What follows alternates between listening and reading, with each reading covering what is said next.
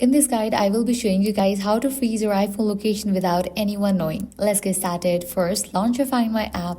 Make sure your location is up to date by tapping the small arrow icon in the top right corner. Once it updates, you have several ways to freeze your location. First option is to head over to the Me tab.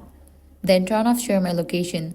This will freeze your last location, but keep in mind that someone checking the app may see that location sharing was disabled.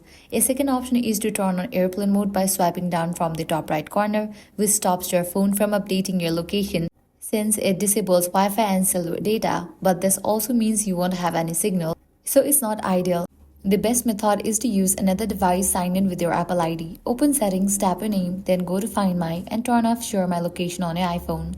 Then on another device like iPad or Mac, go to same Find My settings and turn Share My Location on from that device instead. This makes your iPhone appear frozen at the last location while your other device broadcasts its own location. When you are done, you can switch it back to your iPhone anytime. And that's it.